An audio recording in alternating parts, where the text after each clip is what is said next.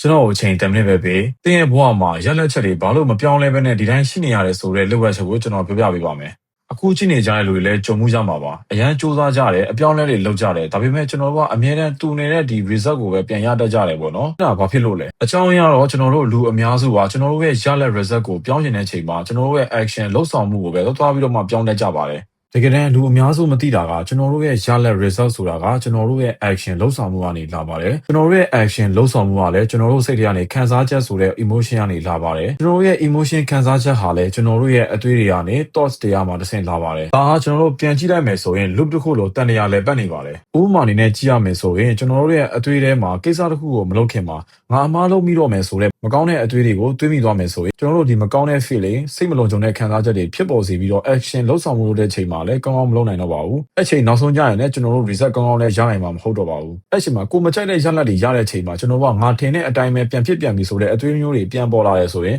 ကျွန်တော်တို့မူလရှိတဲ့အတွေးကပို့ပြီးတော့ခိုင်မာသွားပါတယ်ဒါကြောင့်ပဲကျွန်တော်တို့ကရလက်ဟောင်းကြီးကိုပဲရနေတတ်ကြတာပါခေ၍တင်ဟာအပြောင်းလဲတစ်ခုကိုမြင်ကျင်နေဆိုရင်ကျွန်တော်တို့ရဲ့ action လှုပ်ဆောင်မှုပေါ်မှာပဲ focus လုပ်ရမှာမဟုတ်ဘဲနဲ့ကိုယ့်ရဲ့အတွေး how you think ကနေတစ်ချက်ပြန်စဉ်းစားသင့်ပါတယ်ကျွန်တော်တို့ပိုကောင်းတဲ့အတွေးကိုတွေးမိတဲ့အချိန်မှာကျွန်တော်တို့ပိုကောင်းတဲ့ခံစားချက်တွေရနိုင်ပါတယ်ပိုကောင်းတဲ့ခံစားချက်ကနေမှတစ်ဆင့်ပိုကောင်းတဲ့လှုပ်ဆောင်မှု action တွေကိုလုပ်ရင်းနဲ့ကျွန်တော်တို့ပိုကောင်းတဲ့ result ကိုရနိုင်ပါပြီအကယ်၍အခုကြည့်နေတဲ့လူတွေအတွက်အကျိုးရရှိခဲ့တယ်ဆိုရင် sharing လုပ်ဖို့လည်းမမေ့ပါနဲ့ဘူးနော်